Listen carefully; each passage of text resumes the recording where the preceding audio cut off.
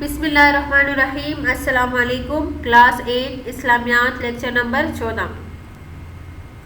اس سے پہلے ویڈیو میں ہم نے آسمانی کتابوں کے بارے میں پڑھا کہ اللہ تعالیٰ نے آسمانی کتابیں جو ہے مختلف پیغمبروں پر نازل فرمائی، ٹھیک ہے، اور ایک مسلمان کے لیے تمام آسمانی کتابوں پر ایمان رکھنا جو ہے وہ واجب ہو جاتا ہے، ٹھیک ہے، کیونکہ تمام کتابوں کا مقصد جو تھا وہ اللہ تعالیٰ کی وحدانیت کا یقین دلانا تھا، ٹھیک ہے، اور آخرت پر یقین اور نیک اعمال کی ترغیب دینا تھا، ٹھیک ہے نا۔ آج جو ہم پڑھیں گے وہ ہے قرآن کریم۔ قرآن کریم جو ہے اللہ تعالیٰ کی وہ کتاب ہے جو انہوں نے ہمارے نبی حضرت محمد صلی اللہ علیہ وسلم پر نازل فرمائی، ٹھیک ہے۔ قرآن کریم کی تعریف اللہ تعالیٰ نے یوں بیان فرمائی، ٹھیک ہے، ہوا کلام اللہ تعالیٰ المنزل علی الرسول المکتوب فی المصاحف المنقول الینا نقلا متواترا بلا شبہۃ، کہ قرآن کریم اللہ تعالیٰ کا وہ کلام ہے جو حضور اکرم صلی اللہ علیہ وسلم پر نازل ہوا، صحیفوں میں لکھا ہوا ہے، جو بغیر شبہ کے مسلسل سے ہم تک پہنچا ہے، ٹھیک ہے۔ اب قرآن کریم کا نزول کیسے ہوا؟ مکہ مکرمہ میں نبی کریم صلی اللہ علیہ وسلم نبوت ملنے سے پہلے ہی غار حرا میں عبادت کے لیے تشریف لے جاتے تھے۔ اسی دن غار حرا میں ایک دن حضرت جبرائیل علیہ السلام اللہ تعالیٰ کی طرف سے یہ پہلا پیغام لے کر نازل ہوئے، ٹھیک ہے۔ اقرأ بسم ربک الذی خلق خلق الانسان من علق اقرأ وربک الاکرم الذی علم بالقلم علم الانسان ما لم یعلم۔ ترجمہ: اے محمد صلی اللہ علیہ وسلم، اپنے پروردگار کا نام لے کر پڑھو جس نے انسان کو خون کی پٹکی سے پیدا فرمایا۔ پڑھو، تمہارا پروردگار بڑا کریم ہے جس نے قلم کے ذریعے علم سکھایا اور انسان کو وہ باتیں سکھائی جس کا اس کو علم نہ تھا، ٹھیک ہے۔ یہ قرآن کریم کی ابتدائی آیات تھی۔ اس کے بعد کچھ عرصے تک آپ صلی اللہ علیہ وسلم پر کوئی وحی نازل نہیں ہوئی، ٹھیک ہے، اور پھر ضرورت کے مطابق تھوڑا تھوڑا قرآن کریم جو تھا وہ آپ صلی اللہ علیہ وسلم پر نازل ہوتا گیا، یہاں تک کہ 23 سال میں یعنی 23 برس تک کیا ہوا؟ قرآن کریم کا نزول مکمل ہوا، ٹھیک ہے۔ اس اعتبار سے قرآن کریم کی آخری آیت یہ تھی، وَاتَّقُوا يَوْمَ تُرْجَعُونَ فِيهِ إِلَى اللَّهِ ثُمَّ تُوَفَّى كُلُّ نَفْسٍ مَا كَسَبَتْ وَهُمْ لَا يُظْلَمُونَ، کہ اس دن سے ڈرو کہ جب تم اللہ کے حضور لوٹ کر جاؤ گے اور ہر شخص اپنے اعمال کا پورا بدلہ پائے گا اور کسی کو کچھ نقصان نہیں ہوگا۔ اب قرآن کریم کی تدوین کیسے ہوئی؟ تدوین کا مطلب یہ ہے کہ ترتیب سے کب اور کیسے لکھا گیا۔ جب وحی نازل ہوتی تو صحابہ کرام رضی اللہ تعالیٰ عنہ کے اشارے، آپ صلی اللہ علیہ وسلم کے ارشاد کے مطابق اس کو لکھ لیا کرتے تھے۔ جو صحابہ وحی لکھا کرتے تھے ان میں حضرت علی، حضرت عثمان، حضرت زید بن ثابت، ابی بن کعب، عبداللہ بن مسعود رضی اللہ تعالیٰ عنہ زیادہ مشہور ہے۔ آپ صلی اللہ علیہ وسلم کے زمانے میں قرآن کریم کو کتابی شکل میں جمع نہیں کیا، البتہ صحابہ کی ایک بڑی جماعت تھی جنہوں نے آپ صلی اللہ علیہ وسلم کے زمانہ ہی میں قرآن کریم کو حفظ کر لیا تھا، ٹھیک ہے، اور متفرق طریقوں پر یعنی مختلف طریقوں پر، درختوں کی چالوں پر، مختلف صحیفوں پر قرآن جو تھا وہ لکھا جاتا، یہاں تک کہ آپ صلی اللہ علیہ وسلم کا انتقال ہو گیا۔ حضرت ابو بکر رضی اللہ تعالیٰ عنہ کے دور خلافت میں پورا قرآن ایک مصحف میں جمع کیا گیا جو مختلف صحابہ کے پاس متفرق لکھا ہوا تھا۔ پھر حضرت عثمان رضی اللہ تعالیٰ عنہ کے دور خلافت میں اختلاف قرأت کی وجہ سے قرآن کریم کا ایک نسخہ تیار کر دیا گیا اور باقی تمام نسخوں کو کیا کر دیا گیا؟ ضائع کر دیا، تاکہ امت کے عام اجمی لوگ جو قرأت کی باریکیوں سے ناواقف تھے فتنے میں نہ پڑ جائیں، ٹھیک ہے۔ چنانچہ حضرت عثمان رضی اللہ تعالیٰ عنہ نے ایک نسخہ کرانے کے بعد اسی جیسے پہلے نسخے تیار کرا کے مختلف ممالک میں کیا کر دیے؟ پہنچا دیے، ٹھیک ہے۔ اور آج بھی جو تھا حضرت عثمان رضی اللہ تعالیٰ عنہ کا تیار کردہ نسخہ جو ہے وہ کیا ہے؟ پڑھا جاتا ہے، ٹھیک ہے نا۔ اس کو کتابی شکل کی ضرورت اس لیے پیش آئی، ٹھیک ہے، کہ صحابہ کرام رضی اللہ تعالیٰ عنہ جو کثیر تعداد میں حافظ تھے، ٹھیک ہے نا۔ حضرت ابوبکر صدیق رضی اللہ تعالیٰ عنہ کے دور خلافت میں مسلمہ کذاب سے جنگ کے دوران حفاظ صحابہ کی ایک جماعت جو تھی وہ کیا ہو گئی تھی؟ شہید ہو گئی تھی۔ تو حضرت عمر رضی اللہ تعالیٰ عنہ نے حضرت ابوبکر صدیق رضی اللہ تعالیٰ عنہ کو یہ مشورہ دیا کہ قرآن کو کتابی شکل میں جمع کر لیا جائے۔ اگر اسی طرح حفاظ قرآن شہید ہوتے رہے تو قرآن کا بہت زیادہ حصہ جو تھا وہ ضائع ہونے کا خطرہ تھا، ٹھیک ہے۔ تو کافی غور و خوض اور مشورے کے بعد اس کام کو پائے تکمیل تک پہنچایا، ٹھیک ہے، اور قرآن کو کیا کیا؟ ایک ترتیب سے ایک نسخہ تیار کر دیا گیا، ٹھیک ہے۔ قرآن کریم میں کسی بھی قسم کی غلطی کی کوئی بات دور دور تک گنجائش نہیں، ٹھیک ہے۔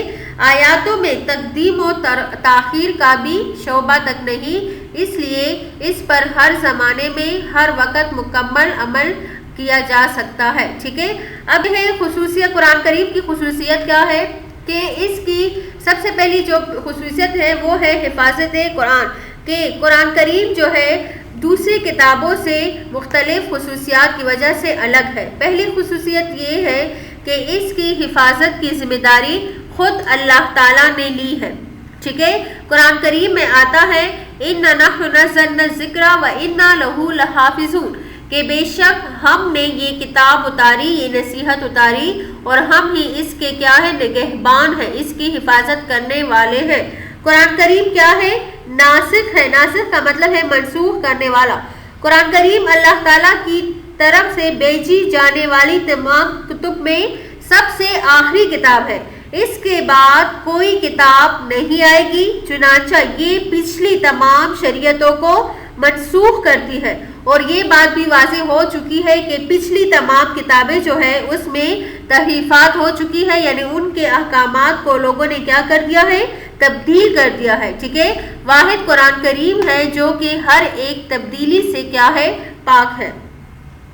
قرآن کریم جو ہے وہ ایک معجزہ ہے۔ قرآن کریم اللہ تعالیٰ کا ایسا کلام ہے جو تمام جن اور انس کو اس بات سے عاجز کر دینے والا ہے کہ اس جیسا کلام کوئی بھی نہیں، جیسے کہ قرآن کریم میں آتا ہے وَإِن كُنتُم فِي رَيْبٍ مِّمَّا نَزَّلْنَا عَلَىٰ عَبْدِنَا فَأْتُوا بِسُورَةٍ مِّن مِّثْلِهِ وَادْعُوا شُهَدَاءَكُم مِّن دُونِ اللَّهِ إِن كُنتُم صادقین، ٹھیک ہے، کہ اگر تم اس کتاب میں جو ہم نے محمد صلی اللہ علیہ وسلم پر نازل فرمائی شک کرتے ہو تو اسی طرح ایک سورت تم بھی بنا لاؤ اور اللہ کے علاوہ جو تمہارے مددگار ہیں ان کو بلاؤ اگر تم کیا ہو؟ سچے ہو، ٹھیک ہے۔ تو پورا قرآن، یعنی پورا قرآن تو دور کی بات، تم سب مل کر ایک سورت کیا ایک آیت بھی نہیں بنا سکتے، ٹھیک ہے، کیونکہ تم خالق ہو اور خالق کا کلام کیسے برابری کر سکتا ہے، ٹھیک ہے۔ تو کافر اپنے ضد اور عناد کی وجہ سے قرآن کریم کو اللہ کا کتاب نہیں مانتے تھے۔ 1400 سال گزرنے کے باوجود آج تک ایک سورت تو کیا ایک آیت بھی قرآن کے جیسا نہیں بنا سکے اور نہ ہی قیامت تک انشاءاللہ بنا سکیں گے، ٹھیک ہے۔ اب یہ تھا آپ لوگ کا چیپٹر مکمل ہو گیا، الکتب الایمان بالکتب السماویہ۔ اگلی کتاب کی طرف چلتے ہیں۔ سوال نمبر 1 ہے آسمانی کتابوں میں سب سے پہلے نازل ہونے والی کتاب تورات ہے۔ سوال نمبر 2 ہے آسمانی کتابوں میں تیسری کتاب انجیل ہے۔ نمبر 3 تمام آسمانی کتابوں کے نزول کا مقصد ایک ہی ہے۔ تمام آسمانی کتابوں پر ایمان لانا واجب ہے۔ تمام کتب سابقہ میں تحریف ہو چکی ہے۔ حضور اکرم صلی اللہ علیہ وسلم پر پہلی وحی غار حرا میں نازل ہوئی۔ پہلی وحی میں قرآن کی سورۃ العلق کی 5 آیات نازل ہوئی، ٹھیک ہے۔ نمبر 8 سب سے پہلے قرآن کریم کو ایک مصحف میں حضرت ابوبکر رضی اللہ تعالیٰ عنہ کے دور خلافت میں جمع کیا گیا۔ آج ساری دنیا میں مصحف عثمانی رائج ہے۔ نمبر 10 قرآن کریم کی حفاظت کی ذمہ داری اللہ تعالیٰ نے لی ہے، ٹھیک ہے۔ یہ تھے خالی جگہ پر۔ اب سوالات ہے زبور اللہ تعالیٰ نے کس پیغمبر پر نازل فرمائی؟ قرآن کریم کی روشنی میں بتائیں۔ قرآن حضرت محمد صلی اللہ علیہ وسلم پر نازل ہوا، اس کے بارے میں اللہ تعالیٰ کا کیا ارشاد ہے؟ نمبر 3 ہے کیا ہمارے لیے ان صحیفوں پر بھی ایمان لانا ضروری ہے جو انبیاء کرام علیہم السلام پر نازل ہوئے؟ وہ کون سے صحابی ہے جن کو آپ صلی اللہ علیہ وسلم نے قرآن کا سب سے ماہر بتلایا تھا؟ نمبر 5، قرآن کریم کو کتابی شکل دینے کا مشورہ کس صحابی نے کیا؟ نمبر 3 ہے قرآن کریم کی تعریف عربی میں ماتر اردو ترجمہ لکھے اور زبانیہ۔ یہ تو مختصر سوالات تھے، یہ آپ لوگوں نے عملی کتاب ہی میں کرنے ہیں۔ اب آگے جو ہے وہ 2 لانگ کویسچن ہیں۔ اس کے لیے اگر آپ لوگوں کو یاد ہو تو میں نے شروع سے ہی کہا تھا کہ لانگ کویسچن آپ لوگوں نے کاپی میں کرنے ہوں گے، ٹھیک ہے؟ تو یہ 2 سوالات جو نیچے ہیں، تمام آسمانی کتابوں پر ایمان لانے کے ساتھ ساتھ ان میں تحریف کا یقین رکھنا بھی ضروری ہے، قرآن کی روشنی میں بتائیے یہ سوال۔ نمبر 2، قرآن کریم کی خصوصیت جو اسے دوسری آسمانی کتابوں سے ممتاز کرتی ہے تحریر کیجیے۔ تو یہ 2 سوالات آپ لوگوں نے کاپی میں کرنے ہوں گے، ٹھیک ہے؟ چلتے ہیں جوابات کی طرف۔ جی پہلا سوال، زبور حضرت داؤد علیہ السلام پر نازل ہوئی؟